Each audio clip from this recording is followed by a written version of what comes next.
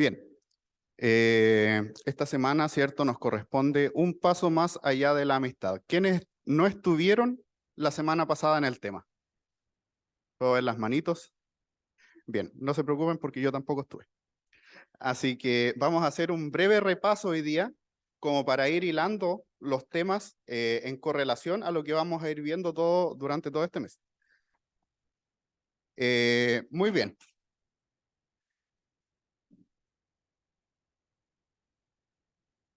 Primero, vimos, ¿cierto?, la semana pasada que el periodo de soltería es un periodo de preparación. Un periodo de preparación para lo que viene después, ¿ya? Y dentro de este periodo de preparación, hay procesos que tiene que ir viviendo el hombre, tanto el joven como la jovencita, para estar apto para recibir a su ayuda idónea. Bien, vamos a ver. Número 1, ¿qué necesita? ¿Qué necesita tanto el joven como la señorita? Necesita ser formado por Dios. ¿Qué nos dice Génesis 2:7? Dice, entonces Jehová Dios formó al hombre del polvo de la tierra y sopló en su nariz aliento de vida y fue un hombre, un ser viviente. ¿Qué necesitamos primero? Dejarnos formar por las manos de Dios, dejar formar el barro que somos antes de conocer al Señor, dejarlo formar para que el Señor posteriormente nos vaya ayudando a formar tanto nuestro carácter como nuestras habilidades en nuestra vida cotidiana. Número 2, necesitamos ser transformados por el Señor. ¿Ya? Mateo 6:33, ¿qué nos dice? Mas buscad primeramente el reino de Dios y su justicia, y todas estas cosas os serán añadidas. Si nos situamos desde Génesis 2:7, ¿cierto? Cuando el ser humano es creado, podemos ver que hay un proceso de creación. Y ahí es donde queda implícito el modelo del noviazgo, porque ¿qué estamos viendo? Que el ser humano primero fue formado. ¿Cuál es la mejor formación que podemos recibir en nuestra vida? Es la formación que Dios nos provee. Es estar en la escuela de Dios. ¿Ya? ¿Qué fue lo primero que vio Adán al abrir sus ojos? ¿Vio los animales? ¿Vio los árboles? ¿Qué fue lo primero que vio?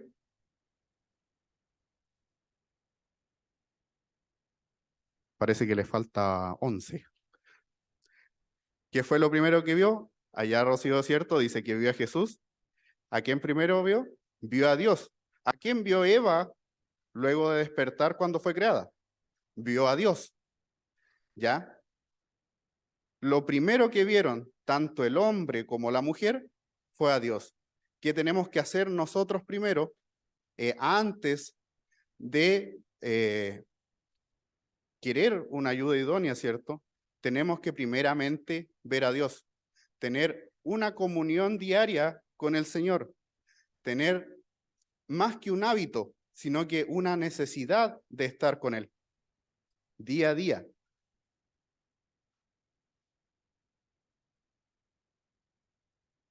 Tercero, necesitamos tener un propósito, ¿ya? Génesis 2:15 nos dice, tomó pues Jehová Dios al hombre y lo puso en el huerto de Edén, para que lo labrara y lo guardase. ¿El ser humano tenía que estar ocioso luego de que fue creado? ¿Tenía que estar tranquilito, botado debajo de un árbol ahí, disfrutando del paraíso así, su paraíso terrenal ahí, en el jardín del Edén? No, ¿cierto? El Señor lo tomó y le dio una tarea, le dio una misión, que lo labrara y lo guardase, ¿ya? Ahora pregúntese usted, ¿ha encontrado su misión? ¿La misión que el Señor le dio? ¿Está orando por la misión que el Señor le quiere dar para su vida? ¿O aún no lo sabe? Si aún no lo sabe, ore el doble entonces. Antes de orar por una ayuda idónea, ore primero por la misión que el Señor le tiene preparada. Necesitamos aprender paciencia y cuidado. Génesis 2:19 nos dice, Jehová Dios formó pues de la tierra toda bestia del campo y toda ave de los cielos, y los trajo a Adán para que viese cómo las había de llamar. y todo lo que Adán llamó a los animales vivientes, ese es su nombre. Imagínense la paciencia de nombrar uno por uno los animales. Imagínense cuántas especies hay, ¿ya? Esto nos da un sentido de la paciencia que tuvo que tener Adán. No sé si ustedes lo han notado, pero Moisés fue uno de los hombres más mansos de los que se relata en la Biblia. ¿Ya? Él pasó 40 años haciendo ¿qué? En el desierto, pastoreando ovejas. Ya está relacionado directamente con la paciencia, este trabajo que el Señor le entregó a Adán. Necesitamos aprender a descansar en Dios. ¿Por qué es necesario aprender a descansar en Dios? Porque si no nos vamos a desesperar en una búsqueda de una ayuda idónea y nos vamos a precipitar a decidir por algo que tal vez Dios no es lo que quiere para nosotros aún. Tenemos que aprender a esperar el tiempo de Dios, aprender a esperar con calma, con paciencia. ¿Ya? Génesis 2:21 nos dice, entonces Jehová Dios hizo caer sueño profundo sobre Adán, y mientras éste dormía, tomó una de sus costillas y cerró la carne en su lugar. ¿Cómo debería estar el joven, la jovencita, que aún no tiene los pasos anteriores que vimos durante la soltería, ¿cierto? Que aún no ha encontrado su propósito, que aún no tiene claro lo que quiere para su vida, que aún no ha visto a Dios primero antes de todas las otras cosas terrenales. Debería estar durmiendo, pero no en un sentido literal de inactividad, sino que en un sentido de que sus sentimientos, su búsqueda esté en el reino de Dios, no buscando cosas terrenales. Aquí hay algo importante, que es un consejo. Veamos algunos ejemplos bíblicos de cuándo se consideraba la mayoría de edad en el antiguo Israel. Números 1:3 nos dice, de 20 años arriba, todos los que pueden salir a la guerra en Israel, los contaréis tú y Aarón por sus ejércitos. Desde los 20 años, los israelitas ya podían salir a la guerra porque eran considerados adultos. ¿Ya? Éxodo 38:26 nos dice, medio ciclo por cabeza, según el ciclo del santuario, a todos los que pasaron por el censo de edad de 20 años arriba, que fueron 603.550. ¿Ya? Medio ciclo por cabeza era una medida de dinero, ¿ya? Que estamos viendo que desde los 20 años arriba, ya el varón era considerado adulto y que era independiente monetariamente porque ya podía me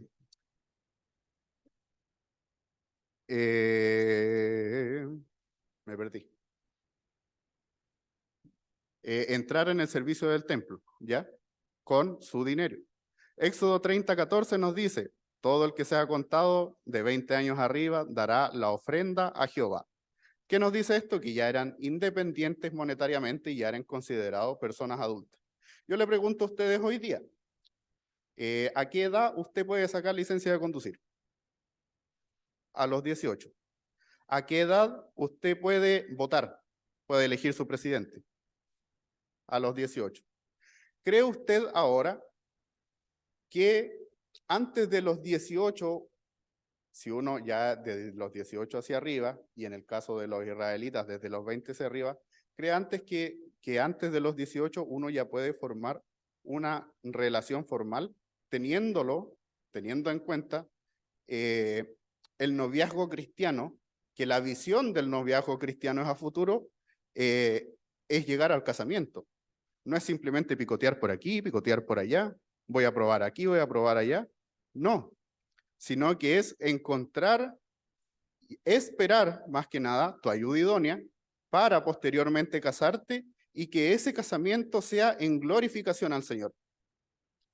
¿Cree usted que se podrá establecer una relación formal con miras hacia allá?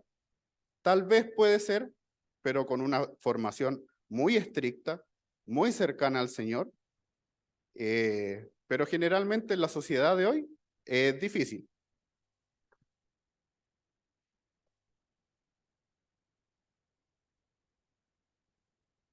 Una cita de la hermana de Elena de White, que está en el Hogar Cristiano, página 66, párrafo 3, dice: el joven que aún no ha pasado los 20 años es un pobre juez de la idoneidad de una persona tan joven como él para ser compañera de su vida.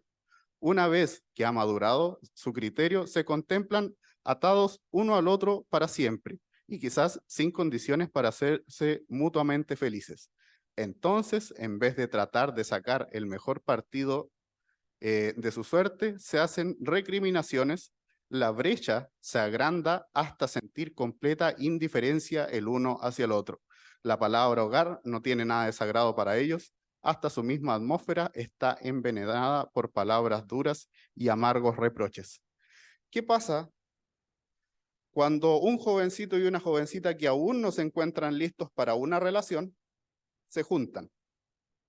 ¿Qué pasa cuando más allá se casan?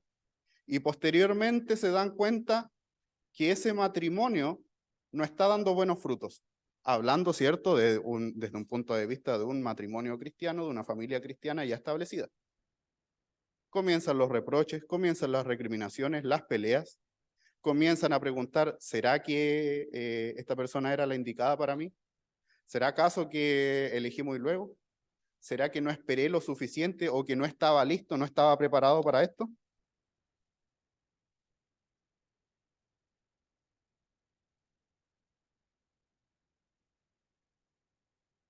Dios forma a Eva en un contexto específico, ¿ya? Dios no forma a Eva porque sí. Eh, Forma a la mujer, se la entrega a Adán ¿cuándo? Cuando Adán percibe que algo le faltaba. ¿Qué hace el Señor? Pónganse un poquito en contexto, en situación. Está Adán nombrando a cada uno de los animales, dice, por ejemplo, el perrito, la perrita, el gatito, la gatita. Así, y va, cada uno, como dicen, cada oveja con su pareja. ¿Ya? Y Adán queda mirando y dice, oh, ¿y para el hombre? ¿Para mí qué? ¿Qué pasa ahí? Adán en su mente se da cuenta que físicamente algo le falta, a alguien le falta. Cada uno tenía su pareja y Adán solo. Siguiente, el Señor, viendo que Adán se da cuenta de su falencia, de su necesidad, lo hace caer en un sueño, toma una costilla de Adán y le pregunta a Adán, ¿cómo la quieres? Alta, rubia, de ojos azules. ¿Cómo quieres que se comporte? ¿Le pregunta eso el Señor? No, el Señor la crea. ¿Por qué? Porque el Señor suple mejor que nadie las necesidades que nosotros tenemos en nuestra vida. Imagínense nosotros pasar el resto de nuestra vida y que el Señor haya suplido la necesidad que nosotros tenemos con una persona con la que nos queremos estar. ¿Cómo se sentiría el Señor si nosotros estamos sufriendo con esa persona? No, el Señor le hizo una mujer tal cual a lo que necesitaba Adán.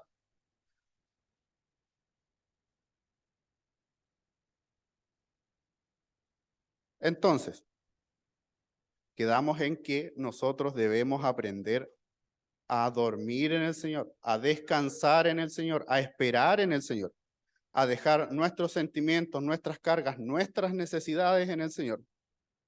¿Qué pasa después? Adán despierta, ¿cierto? Y, me falta una costilla. ¿Qué pasa en la mente de Adán? Adán se da cuenta, siente que le falta algo. Primero él ve, luego Adán lo siente que le falta algo, siente que está ahí el tajito, ¿cierto? De la operación que le hizo el Señor. Entonces Adán lo siente, ¿ya? Porque el Señor junta tanto lo físico con lo mental, no trabaja por separado.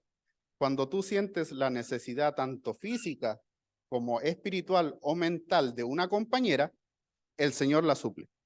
Es ahí cuando el Señor la suple. Por eso es importante que nosotros primero tengamos nuestro ministerio, sepamos qué queremos hacer en la vida para trabajar para el Señor, porque si no, ¿para qué quieres una ayuda idónea?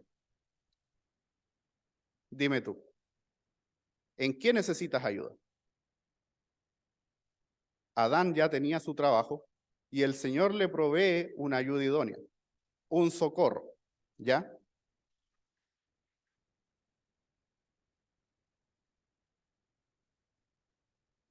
Cosas que debemos de tener en cuenta cuando ya hemos pasado este proceso de soltería, ¿cierto?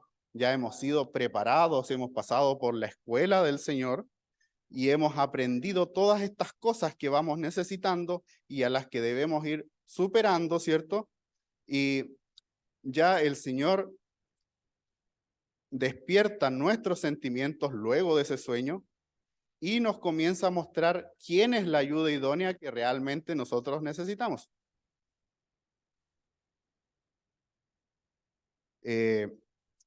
Ahora, una cosa importante, ¿ya?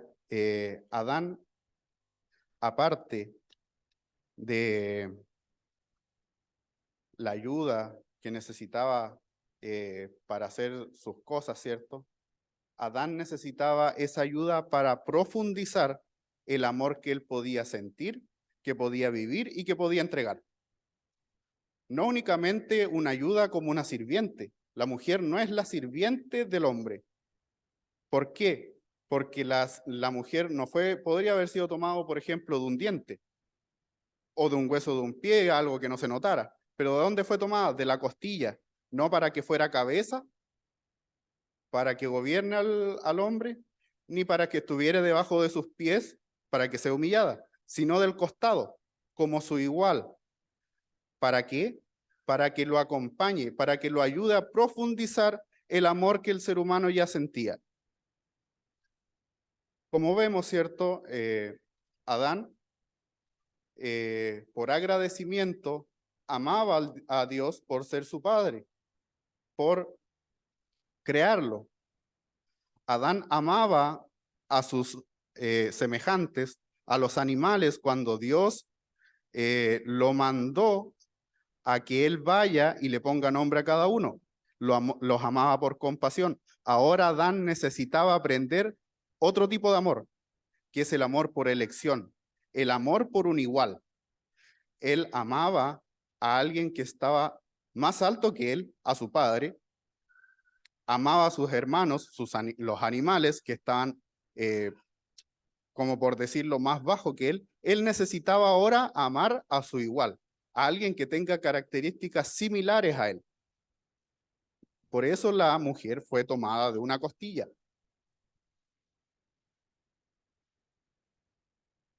Bien, cosas que debemos tomar en cuenta al momento que nuestros sentimientos ya fueron despertados, ¿cierto? Y comencemos a conocer a la jovencita o jovencito, ¿ya? Bien, ¿quién me podría decir una cosa en que se pueden fijar? ¿Alguna característica de jovencito, jovencito? Nadie, todos se quieren quedar solteros hoy día, parece. ¿Cómo trata a su mamá? ¿Cómo trata a su papá? ¿Cómo trata a su familia? Bien, una característica. ¿Qué otra cosa podríamos fijarnos en una persona idónea? Cata.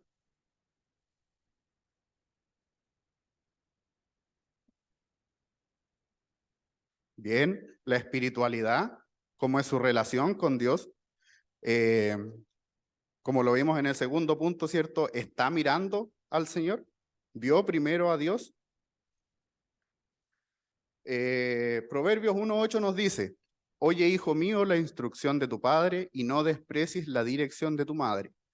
Es importante también preguntarle, hablar, aunque uno ya sea mayor, a sus padres. Ellos tienen mucha más experiencia que nosotros y ellos pueden ver desde otro punto de vista, desde otra atmósfera, a la persona en que nosotros estamos fijando o poniendo nuestro sentimiento. Y más que sentimiento, el amor es un principio. Trabajamos El Señor trabaja en base a principios. Primera de Samuel 6, 16, 7 dice, y Jehová respondió a Samuel, no mires a su parecer, ni a lo grande de su estatura, porque Jehová no mira lo que mira el hombre, pues el hombre mira lo que está delante de sus ojos, pero Jehová mira el corazón. Cuando logramos llegar, ¿cierto?, a un poco más de madurez, ¿cierto?, a cierta madurez, comenzamos a mirar más allá. Comenzamos a mirar más allá de su color de cabello, más allá de su estatura, de cómo se viste, comenzamos a mirar el carácter de la persona. Comenzamos a mirar sus valores, comenzamos a ver si tenemos cosas en común, cómo alaba a Dios, cómo se comporta con sus pares, con sus familiares, cómo reacciona a diferentes factores, a diferentes situaciones que pueden ocurrirle a esa persona.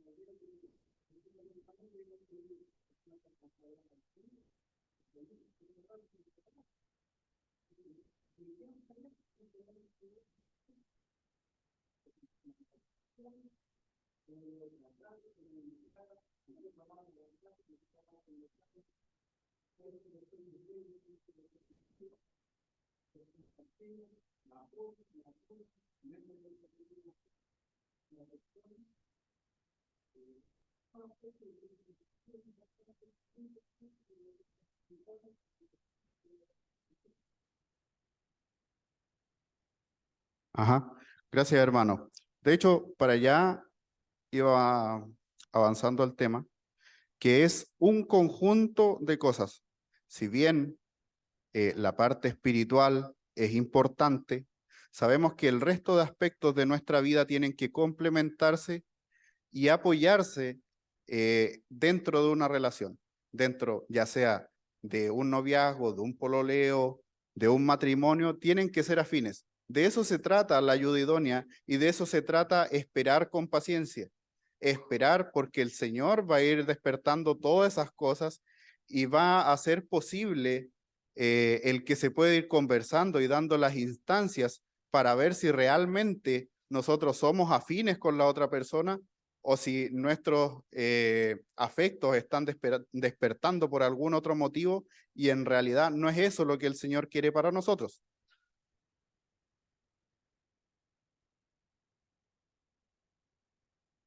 Dentro de lo espiritual también está Gálatas 5:22, en que se fija el jovencito, la jovencita, al momento ya de estar buscando algo más serio. Dice, mas el fruto del Espíritu es amor, gozo, paz, paciencia, benignidad, bondad, fe, mansedumbre, templanza. Contra tales cosas no hay ley. Aspecto importante, dice, Hogar Cristiano, página 36, párrafo 3. Busque el joven como compañera que esté siempre a su lado, a quien sea capaz de asumir su parte de las responsabilidades de la vida, cuya influencia le ennoblezca, le comunique mayor refinamiento y le haga feliz en su amor. Esto también, ¿cierto?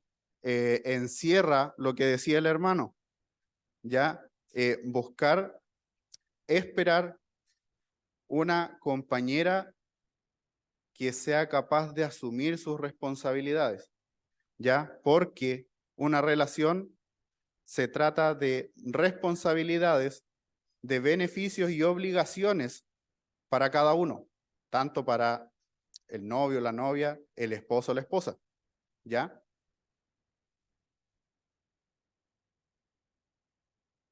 Otra característica importante, dice Génesis 29, 18 al 19, la historia de Jacob, dice, Jacob amó a Raquel y dijo, yo te serviré 7 años por Raquel, tu hija menor. Y Labán respondió, mejor es que te la dé a ti y no que la dé a otro hombre, quédate conmigo. Aspecto importante aquí en la historia, ¿cierto?, de Jacob y Raquel. Jacob demostró su valía. Ya vamos a ir viendo más adelante el contraste con esto que estamos viendo ahora. Ya en la historia tanto de Jacob como de Isaac, que son como súper contrastantes en el tema del noviazgo cristiano. Jacob, ¿cómo trabajó? Trabajó con laboriosidad por Raquel. Y trabajó más aún, ¿por qué? Porque demostró que él sentía que quería estar con ella porque trabajó 14 años, trabajó 7 años, luego lo engañaron, ¿cierto? Y luego trabajó 14 años finalmente para estar con Raquel. Demostró su laboriosidad y su sentido de servicio. Génesis 24:14 dice, sea pues que la doncella a quien yo dijere, baja tu cántaro, te ruego para que yo beba, y ella respondiere, bebe, y también daré de beber a tus camellos, que sea esta la que tú has destinado para tu siervo Isaac. Y en esto conoceré que has hecho misericordia con mi Señor. ¿Qué vemos acá, cierto? ¿Cuál es una? Aquí el siervo que fue enviado a buscar esposa para Isaac podría fácilmente haber dicho, voy a buscar la más bonita, la más alta, la que se vea mejor arreglada. ¿Qué fue lo que buscó? ¿Qué fue lo que miró? El servicio. Hay otra palabra que se me fue. Eh, ya se me fue. Pero el servicio de... a ver.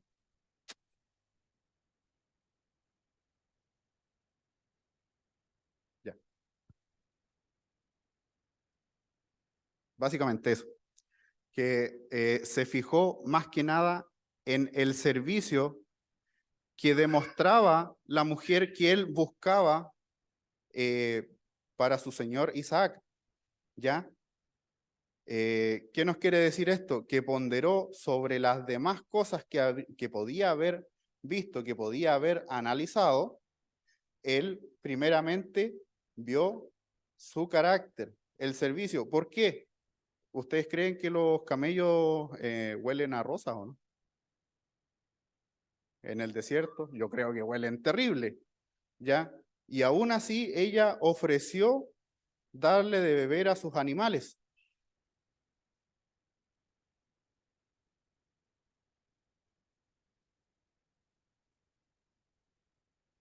Aquí tenemos otra cita de Hogar Cristiano, página 38.2, párrafo 2, dice, acepte la joven como compañero de vida tan solo a un hombre que posea rasgos de carácter puros y viriles, que sea diligente y rebose de aspiraciones, que sea honrado, ame a Dios y le tema.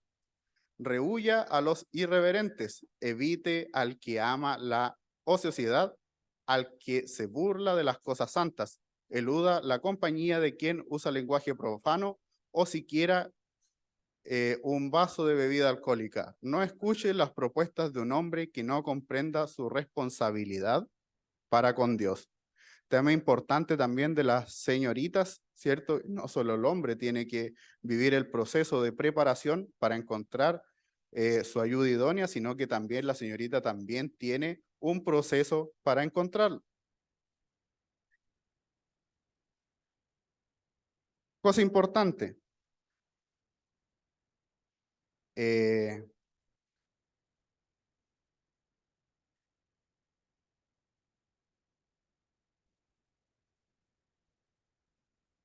cosa importante antes de entrar a este tema.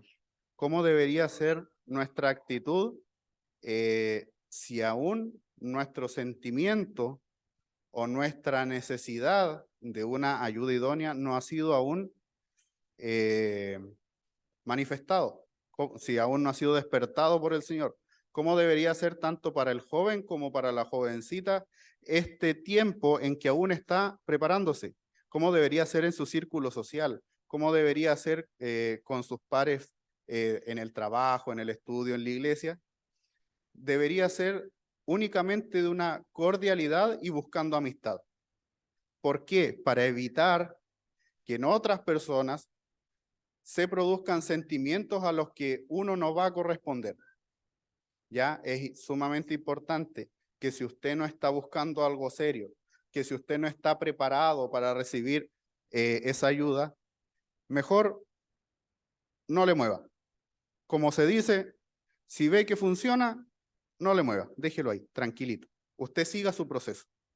¿Por qué? Porque posteriormente podemos dañar a las demás personas haciendo despertar sentimientos a los que nosotros no vamos a corresponder. ¿Ya? Y el Señor, ¿qué es lo que quiere con nosotros? ¿Que suframos? ¿Que nos hagan daño?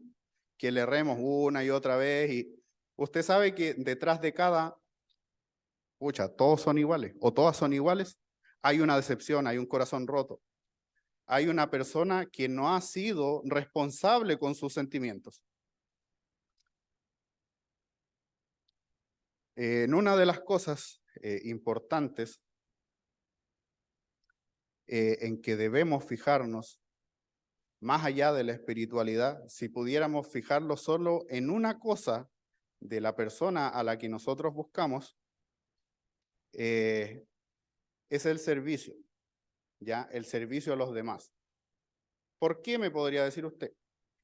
Si también es importante la espiritualidad. Pero básicamente el servicio es la espiritualidad puesta en práctica. En eso se resume todo. ¿Cómo conocemos una persona en un carácter cristiano, cierto? Podemos conocerla mejor en la obra misionera, en el trabajo en la iglesia, cómo se desarrolla en el ministerio que está llevando a cabo, eh, cómo trata a sus pares, ¿cierto? Cómo trata a sus padres, cómo trata a su familia.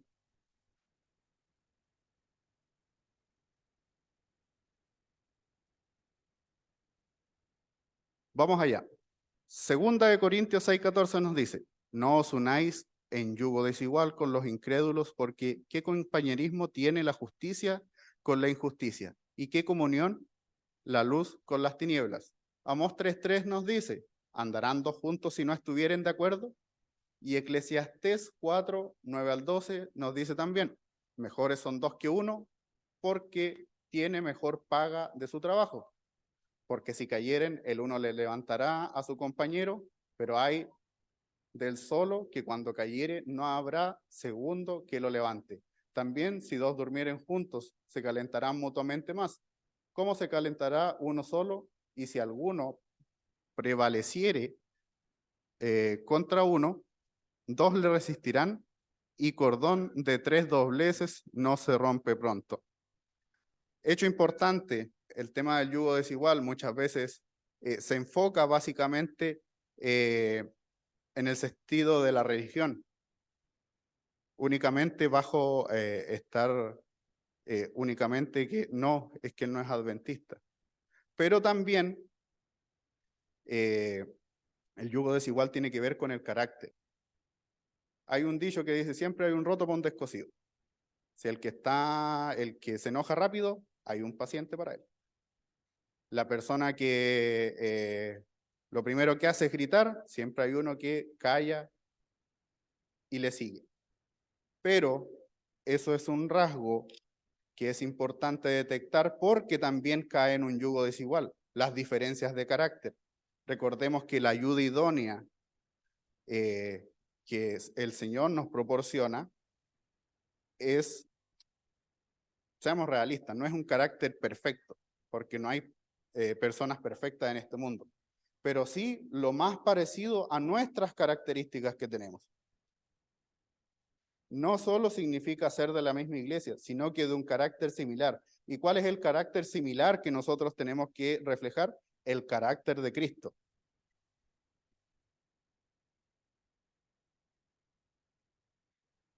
¿Qué nos trae esto después? ¿Qué nos trae el yugo desigual, por ejemplo? ¿Qué nos trae el despertar sentimientos en otra persona que no es la persona que el Señor tiene preparada para nosotros?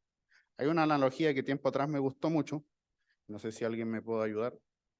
Va a molestar allá a Tommy. Si puede ayudarme aquí un poquito a hacer la demostración. Trate de separar esos dos corazones. El modelo. Sepárelo con fuerza nomás, hasta que se separen los dos. Dale nomás. ¿Quedaron iguales los dos? ¿Qué pasó? Quedaron rotos, quedaron magullados, ¿cierto? Eh, se mellaron. ¿Qué pasa cuando nosotros llegamos a esto? ¿Qué pasa cuando nosotros decimos, ¿sabes qué? Pensé que tú eras la indicada, pero no estoy listo para esta relación. Llevamos los sentimientos de una persona y lo dejamos caer. Golpe en el piso. De ahí, de esos corazones rotos, viene el dolor, viene el llanto. Y cuando se produce una separación, ya sea por todo lo antes mencionado, porque el yugo no fue igual desde el principio, porque pensamos que no, yo lo convierto, pero ¿para quién lo estás convirtiendo? ¿Para el Señor o para ti? Esa es la pregunta. ¿Qué pasa cuando estos dos corazones se separan? El corazón nunca se va igual. Sabemos que el Señor restaura los corazones, te puede dar un corazón nuevo, pero no por eso vas a entrar a jugar con tus sentimientos y con tu corazón. ¿Qué nos dice la Biblia? Sobre todas las cosas guardadas, guarda tu corazón, porque de él mana la vida. Lo vemos en el caso de Sansón y Dalila. ¿Qué pasó ahí? Cuando Dalila se dio cuenta, esto es Jueces 15, versículo 18, dice, cuando Dalila se dio cuenta de que esta vez le había confiado todo, mandó a llamar a los jefes de los filisteos y les dijo, vuelvan una vez más, que él me lo ha confiado todo. Entonces los gobernantes de los filisteos regresaron a ella con la plata que le habían ofrecido. Después de hacerlo dormir sobre sus rodillas, ella llamó a un hombre para que les cortara las 7 trenzas de su cabello. Así comenzó a dominarlo y su fuerza lo abandonó. ¿Qué pasó con Sansón? ¿Confió en una persona que era su yugo igual o no? No. Cometió el error de estar con una persona que él no podía confiar en esa persona. No era su yugo igual. No debían estar juntos, mas él confió. ¿En qué terminó esto? En Sansón muerto. Tal vez hoy nosotros no vamos a terminar muertos por esto, pero sí va a traer repercusiones en nuestra vida, tanto física, mental y espiritual. Bien, hasta ahí llegó la presentación. Pero me gustaría que reflexionemos también un poquito en dos historias importantes, que también se tomó la semana pasada como ejemplo. La historia del noviazgo, ¿cierto? Y tanto de Isaac como de Jacob. ¿Cómo fue lo de Isaac? Si alguien pudiera buscar Génesis 24, Génesis 24,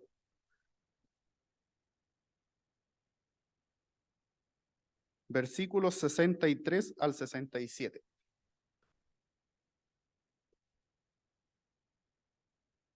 ¿Sí?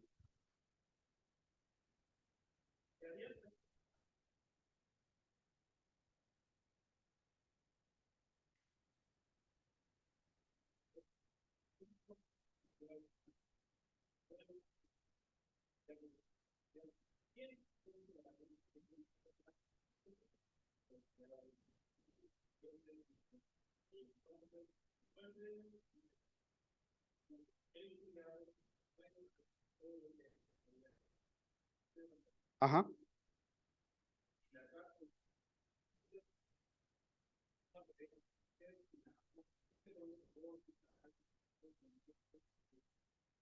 Amén. Muchas gracias. ¿Qué vemos aquí en Isaac? ¿Hubo un noviazgo, hubo un conocimiento previo?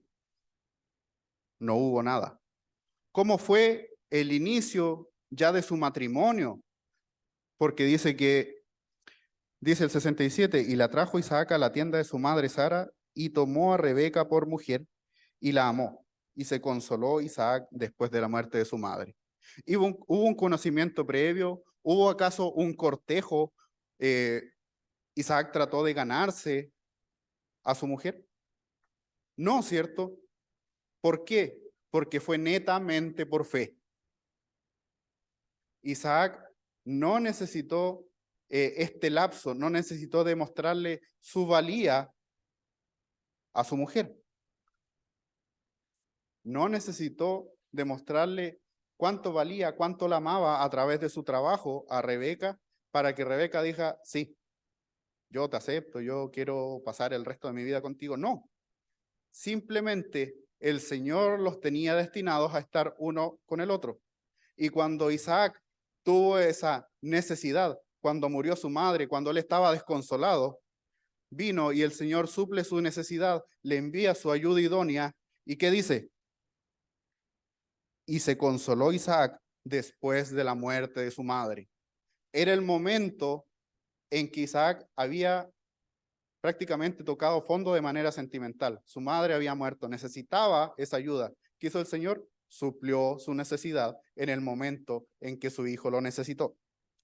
Vamos ahora a la historia de Jacob. Génesis 29, 18.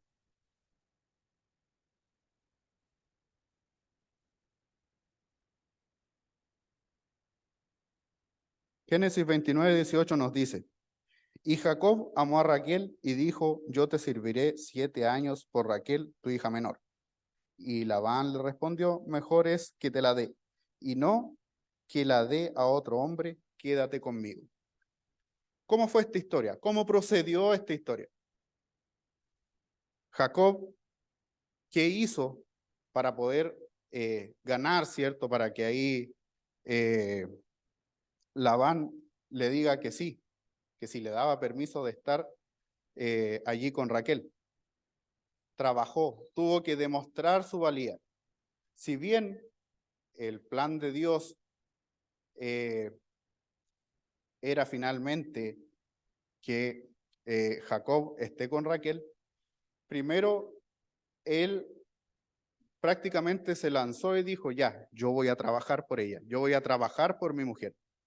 Actuó con fe, esperó que el Señor le lleve a su mujer o lo guíe a él, a su mujer, y que no haya un periodo de cortejo. ¿Cuántos años trabajó? 14 años finalmente. Imagínese 14 años estar trabajando diligentemente por una mujer que el Señor podría haberlo hecho tal como lo hizo con Isaac, que él la vio a lo lejos venir por los camellos y automáticamente se enamoró y la amó y la tomó por esposa y se consoló. A mí me gustaría preguntarte hoy día, eh, tú que estás soltero aún, que aún no has encontrado esa ayuda idónea, que sientes que la necesitas, que la estás buscando, ¿qué método vas a usar? Va a ser como Jacob, vas a tratar de conquistar a una señorita yendo con mucha cortesía, trabajando por ella, pasándola a buscar a su casa, llevándola a comer, llevándola al cine. ¿O vas a ser como Isaac? Vas a esperar por fe que el Señor supla tu necesidad. Vas a esperar por fe que el Señor en el momento correcto vaya y despierte tus sentimientos por esa persona que Él está preparando y te tiene preparada. Por esa persona que le ha costado trabajo enseñarle, que de repente muchas veces nosotros somos duros para entender, pero el Señor ahí sigue y sigue, e insiste y nos enseña y una otra vez y nos caemos y el Señor nos levanta y nos enseña más lecciones. El Señor le ha costado preparar a esa persona. ¿Qué vas a elegir? Es la pregunta que me gustaría dejarte hoy día a ti que aún estás soltero, que aún estás buscando. Eh, ¿Vas a ir tú por tu propia cuenta y vas a buscar a esa persona? ¿Vas a tratar de ganártela? ¿O vas a esperar pacientemente, como Isaac, a que el Señor, por fe, supla tu necesidad? Amén.